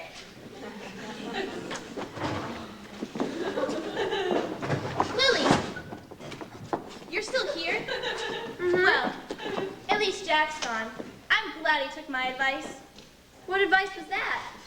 Well, I sort of told him to leave town. He was about to make a big mistake. That's funny. Eugene told him the same thing. But he said he wasn't leaving until he got some information he needed. Oh no! The fool! What's the matter? Lily, it's awful. Jack's the spy. He's here to get some top secret information. He must be after the secret troop movement plans. They're hiding in the Dribble's office tonight. What do you mean? I overheard the Swindle sisters talking to a top secret government agent. The plans will be locked in the desk tonight. If the information gets out before morning, it'll be doomsday for our boys. Lily, have you told anyone else about this? No, of course not. Good. Well, except for Alice, Betty, and Dorothy.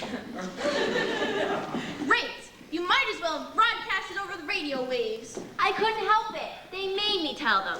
How?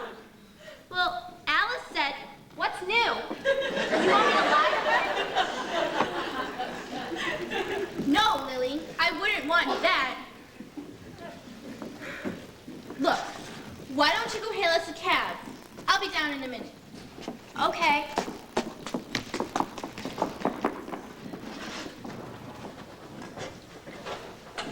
Good. It's already here. I'm sure I can talk Jack out of stealing this information. But I'll hang on to this, just in case he gets here before I do.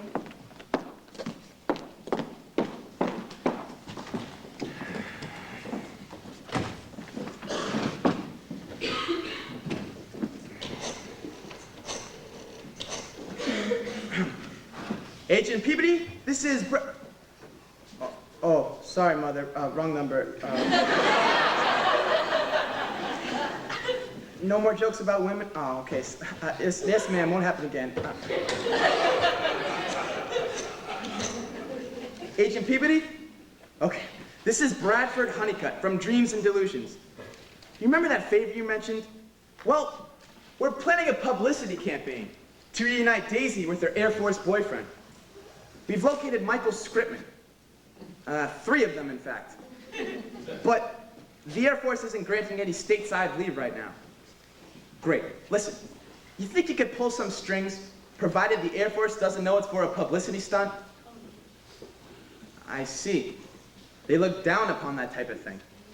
Well, you see, the trouble is, Mr. Peabody, if he doesn't know why we're bringing him here, we won't know which Michael Scripman is Daisy's boyfriend. Bring all 3. Hey, that's not such a bad idea. It'll make for even better PR. We can surprise Daisy and her soldier boy on the air, and the other 2 guys can just have a few days leave out of it. There won't be a dry eye in the house. But listen, I need those flyboys here by Friday. All right, thank you very much.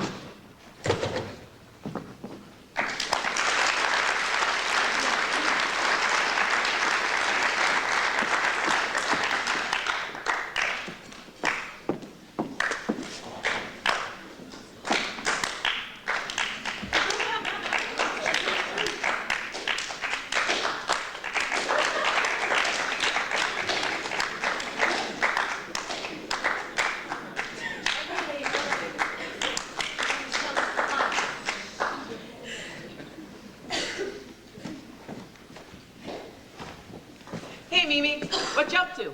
Oh, I'm just going over Miss Carroll's script, writing out the long words phonetically. Dash wants me to find her. He seems really upset about something. Oh, she's in her dressing room having her nails manicured before the show. Why is she doing that? It's a radio show. No one's gonna see him.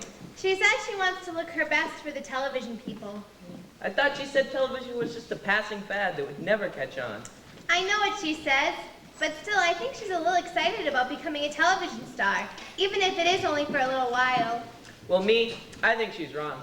I think someday television's gonna be even bigger than radio. Clark, that's crazy. Nope. Every home in America will have a television set. Don't be ridiculous. They're far too expensive. And besides, the picture is too small. And who wants to stare at a little picture? People never look the way you imagine them to be. Take Dash Darling, for example. What do you mean? He's supposed to be some handsome yet dashing young doctor. That might work in front of a microphone, but never in a picture. They need someone who looks, well, more like you. Gee, thanks, Mimi. You know, now that you mention it, you'd make a much better Linda Stern than Connie Carroll. To look at it. Oh, Clark, you're so sweet. Do you think we'll ever get our breaks, Mimi? Oh, I don't know, Clark. Making it in show business seems to be more timing than talent. And so far, neither of us has had very good timing. Yeah, you never even got to read for the part of Laura. They hired Daisy so fast. I heard they might hire someone to play Laura's new love interest. Maybe you can read for that. Yeah, maybe. But still, I expect I'll get drafted soon, now that I'm 18. But my timing hasn't been all that bad. Oh, really? Why? Well, because I got to meet you. Oh, oh golly. I better go tell Dash that Connie's in her dressing room. Yeah, I better get the script there before the show starts.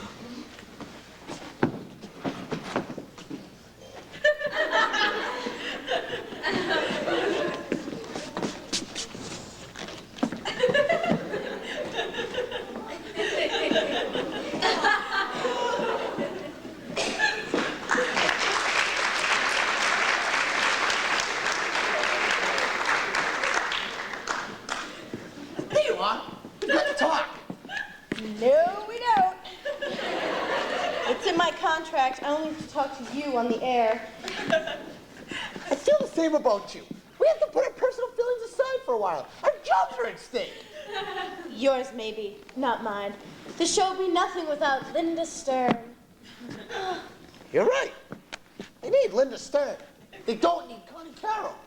I heard the Swindle sisters promised the television lady to hire younger, more attractive actors to play the parts of Jonathan and Laura. That's ridiculous. They'd never get rid of me. I am Dreams and Delusions. Oh! Oh, really? Well, it just so happens I heard the television lady make the Swindle sisters say that they'd make Daisy the new Linda, and they'd hire younger actors to play our parts. I have a contract. If they break it, I'll sue. Then I'll own the show. They have no intention of breaking your contract. Why don't you play a maid? I'll be the chauffeur. A maid? Never. I don't believe a word of this. Fine then. Suit yourself. But your trumped up image of yourself may mean the end of your career. I, however, am going to write myself a little insurance policy. Wait! Just for curiosity's sake, what are you planning to do?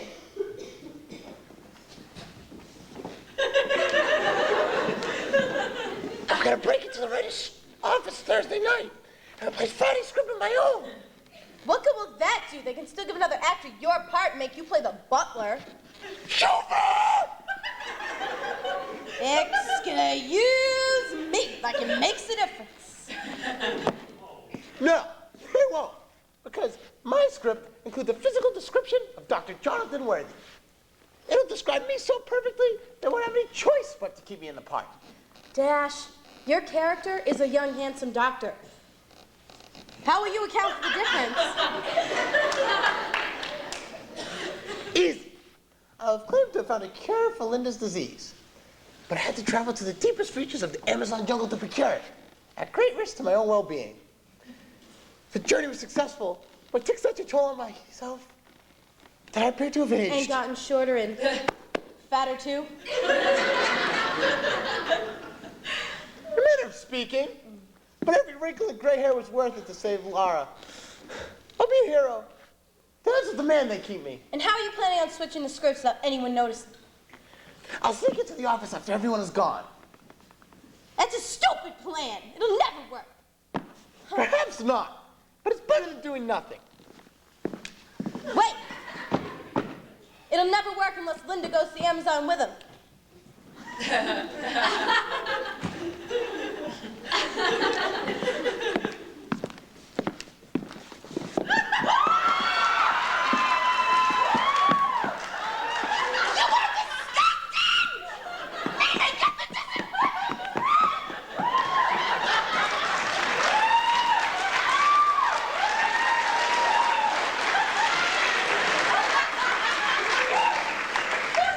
Well, that was awesome.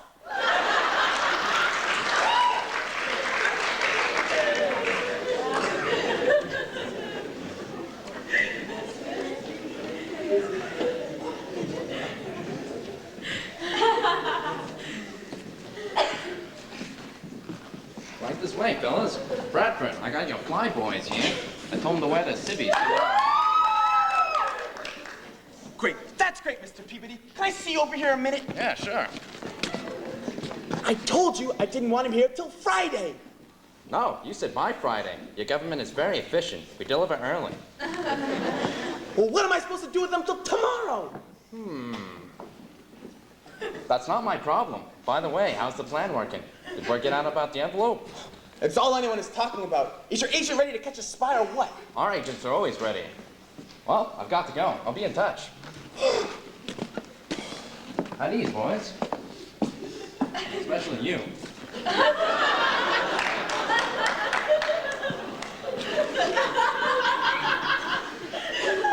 Jack, Eugene! Listen! I need you to hide those fellas out till tomorrow. Who are they? One of them is Daisy's boyfriend. Who are the other two? Guy's named Mike Scripman. We didn't know which one was the right one, so we had to bring all three. But listen, they're not to know why they're here. We want to surprise Daisy and her little soldier boyfriend on the air. So don't leak it out. What do you want us to do with them? I don't know. Take them out, take them, go mini golfing, whatever. Just don't let them see Daisy or the whole thing's blown. Mini golfing.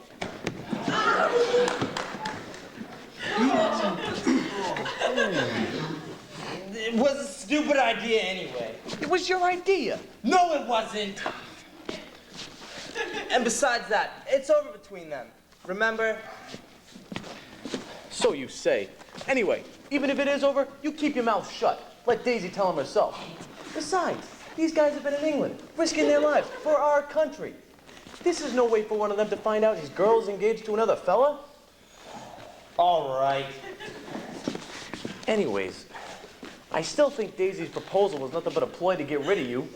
You heard Lily, Daisy's a spy. You're full of malarkey. Maybe, maybe not.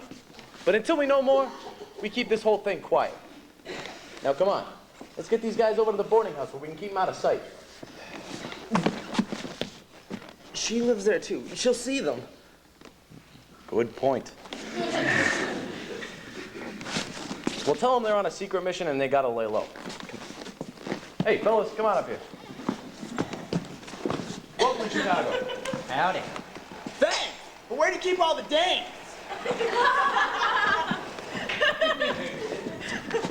I guess it's not that one. It better not be. Now, you fellas are probably wondering why you were yanked out of your units and plunked down at a radio station in the middle of Chicago. I don't even mind that much. You know what they say. No girl or guy can resist a man in uniform.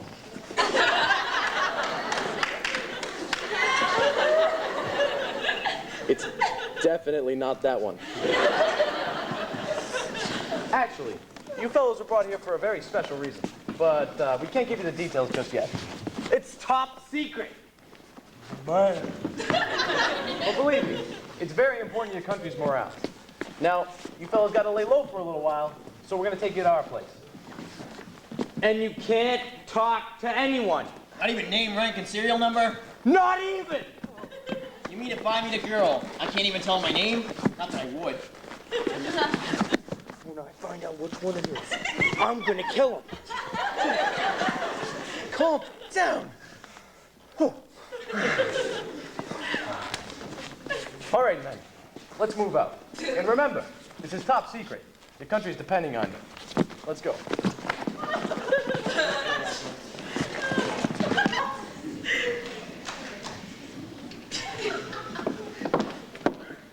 Here we are. If you're friends with Jack and Eugene, you're more than welcome to stay here as long as you want. So I take it you'll be staying for dinner then. Gee, I don't know, Miss Blister. Well, Cookie does make the meanest turnip stew in all of Chicago. Sounds yummy. He has spent 20 years cooking for the army. Army food? Yes. I mean, I think Eugene did say something about going out to eat, so don't plan on us, please. Suit yourself. You're missing one heck of a treat. Cookie, scrub those turnips yet? Gee, fellas, don't you think we ought to go back up to the room? I don't know about you guys, but I didn't come all this way to sit in a room. Me either. Oh, man. Yeah, why all the cloak and dagger? Yeah, and how come we had two 80-60 uniforms? Maybe we're on some top secret mission for the government. How about that, huh? Seems crazy, but Eugene did say our country was depending on us. It must be a matter of extreme importance. So important they wouldn't even tell us what it's about, huh? It looks that way. Then how are we gonna know what we're supposed to do? I don't know, but they'll let us know somehow. We just have to keep our eyes and ears open. You can count on me. I won't let my country down. Jesus, I've been sitting here playing cards with you guys. I don't even know your name. I'm Michael. I'm Mickey. Okay. Call me Junior. Hi. Hubba, hubba, hubba.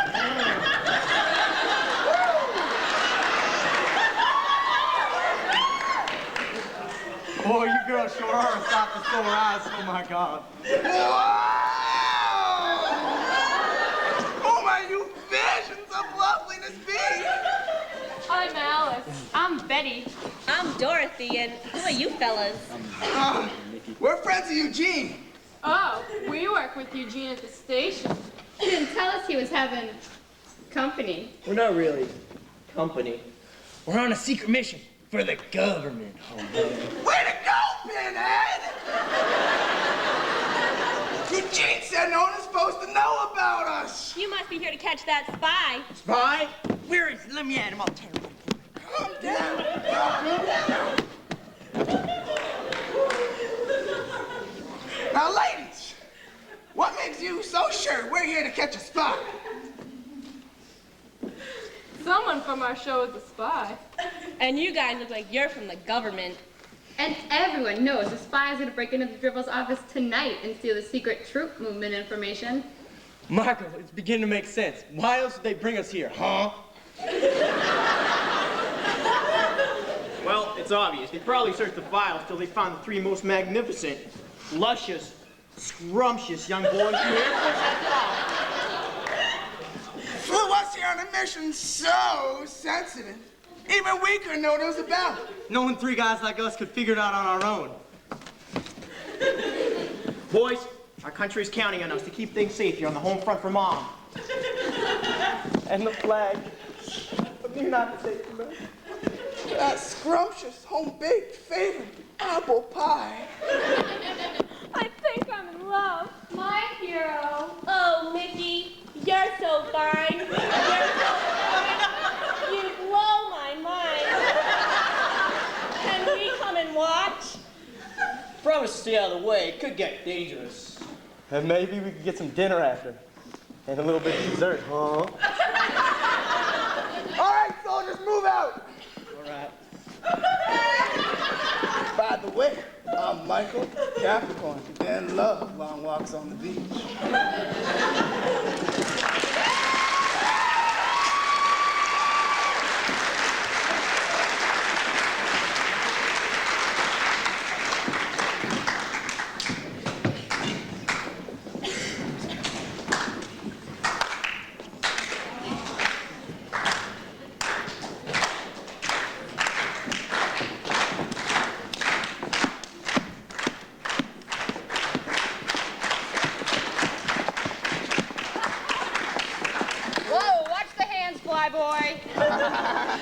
Keep it sorry. down. Oh, man. Keep it down. We don't want to get caught. Sorry. Okay, guys, I think I have the plan. What is it, huh? Well, the secret documents, they're supposed to be in the desk, right? Where's the desk? It's somewhere behind the curtain. So we need to position ourselves so we can see anybody go on the desk, but they can't see us. Got it. This is so exciting. You girls head behind the couch when the trouble starts. That's right. It could get dangerous. You're so brave. I know. I think I hear something. Hide up there, guys.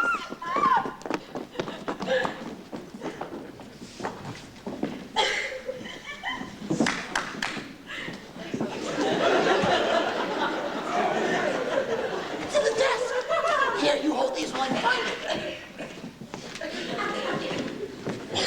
Are you sure no one will notice?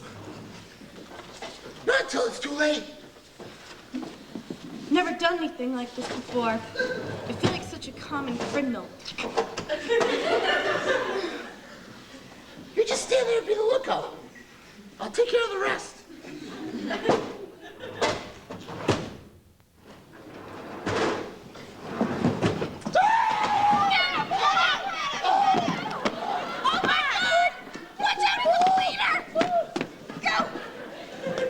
Oh my God!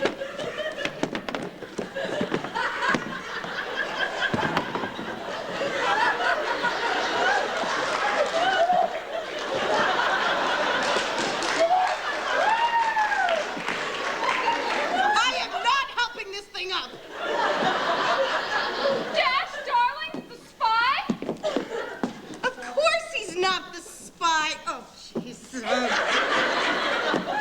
Come on there, big fella. But he was trying to steal the secret troop movement information from the drawer. No, I wasn't. I was trying to get tomorrow's script out of the drawer. Why? So he can replace it with these. He was just trying to save our jobs.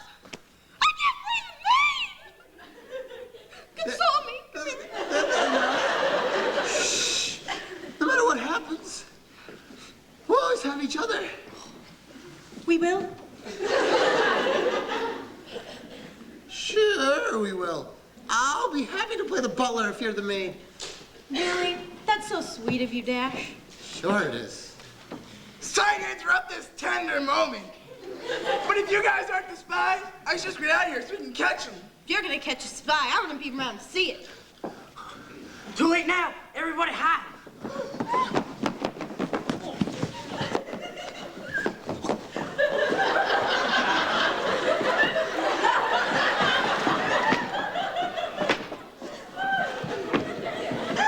Are you sure it's in here? Of course I'm sure. Keep quiet. Again, we'll be out in just a second. Without it, we might as well keep the appointment. Well, just hurry up. This whole thing gives me the creeps.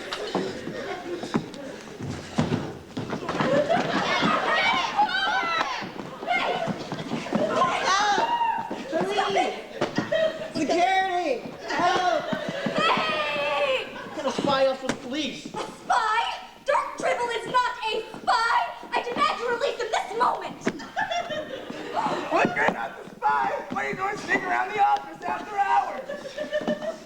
First of all, it's my office. And secondly, I forgot my wallet in the desk. We need it for our appointment tonight. Oh, yeah? Who's the appointment with? A double or triple agent? Huh? We are meeting the sponsors for dinner! Oh. I need my wallet because he never picks up the check. Biggest cheapskate I ever knew. Are you ladies sure there's a spy? Of course we're sure. We heard it from a very reliable source. Excuse me. What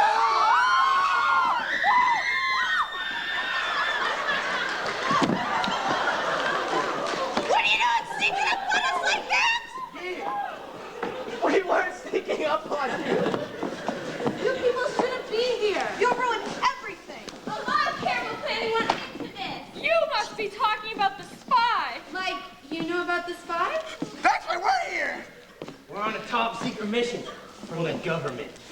To catch the spy. You're not here to catch a spy. We're not? No, you're here to surprise your sweetheart, Daisy Earhart. Who? Daisy Earhart. One of you is her boyfriend. No, I didn't. Quiet, quiet, quiet. Shh. Okay. Shh. Did you hear that? Yes, I did. Everybody hide.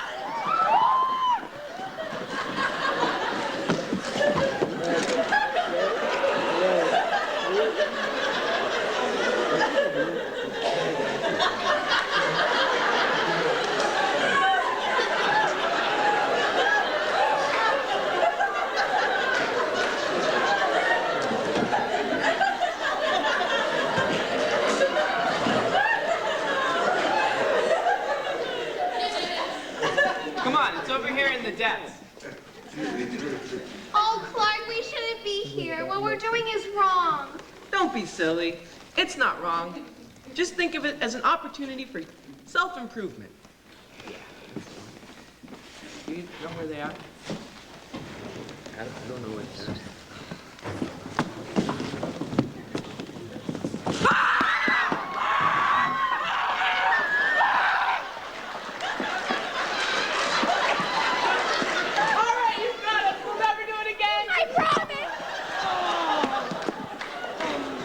You think you're getting off that easy? You'll probably have to pay for this. Spend a little time in jail. You might even get the chair, girly man. Such a nice young couple. Such a shame. Hold it. Everyone just hold it. My elbow hurts. Now, kiss me. Now, last time I checked, reading the script before Friday was not a federal offense. Reading a script? That's what they call it these days. Well, sometimes Clark and I come in and read the parts.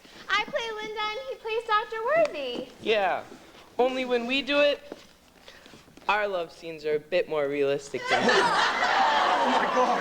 What about us? What about us? Oh my God! Oh my God! Remember the restraining order? I don't know about you guys, but I've had enough of this. Yeah, I'm with you. What do you say we read Love lovely ladies out to dinner. Just try to show them we don't have any girlfriends. Yeah. You don't? Stay back! Stay back! Eugene, you're the spy?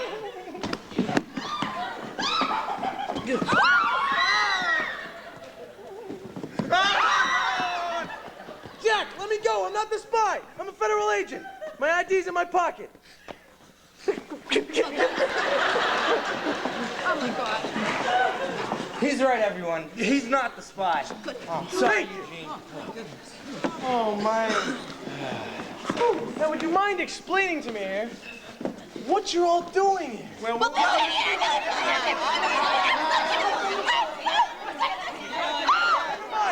mind! Never mind!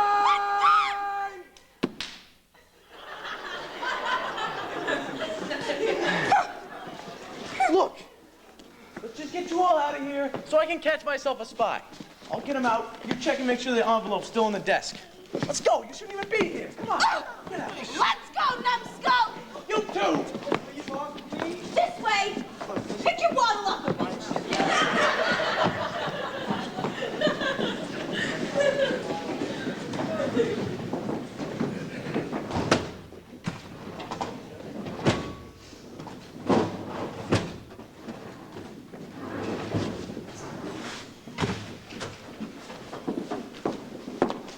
Looking for this? Daisy, hand over the envelope. I can't do that, Jack. I thought you were going to take my advice. Why didn't you leave town? I knew I wasn't going to be exposed. I just thought you said that because you cared. Maybe I do care. A little. A little. You must care a lot. After all, you did propose. What? It was all very flattering, you know, but I never really liked aggressiveness in a woman, but I could get used to it. What? I guess it's all right for you to work outside the home, at least until the kids come along. But right now, your current job choice is simply unacceptable. Jack, I'm afraid all your sneaking around has gone to your head. Daisy, listen, Eugene's a federal agent. He'll be back any minute. If you care about me at all, you'll hand over the envelope. No. It's because I care about you that I won't. Then I have no choice but to take it. Stop right there! Newton, can't you see I'm about to be busy?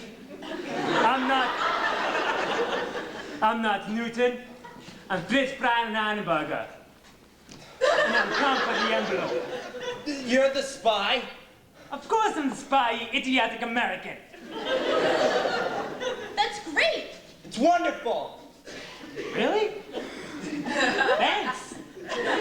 Now hand it over. No, you'll have to shoot me first. Just because I never had chickenpox doesn't mean I won't die for my country. You've never had chickenpox. What does that have to do with anything? If you prefer, I'll shoot you first, and then I can take the envelope from dead body. It's all the same by me. He's right, Jack. Maybe you should give him the envelope. No, we know who he is. He'll shoot us anyways. Good points. Why haven't I thought of that? Okay, well, since you're going to shoot us anyways, could we have a minute to say goodbye? Why not? Go. Jack, I don't know where you got the crazy idea that I proposed to you. But if I weren't going to be shot in 45 seconds, I'd do it again. You would? Sure. And maybe you'd become a full-time wife? Don't push it, Jack. I wouldn't have minded working together, though. Well, maybe I could have washed while you dried. I don't know, Jack. It doesn't sound very traditional. I could get used to it. Oh, time's up. That wasn't a minute. 45 seconds to be precise. Now hand it over. Go ahead. No tricks now. Lily! Run away! Newton's a spy!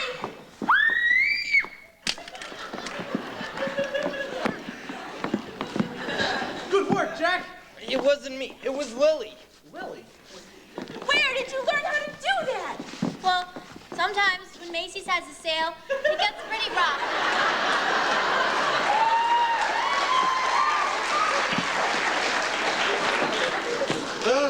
walked right through the spice.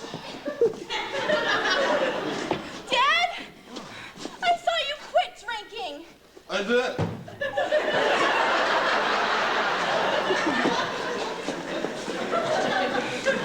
I was looking for my daughter, Daisy and Lily. Wait, which one? Never mind that. I'm Holly.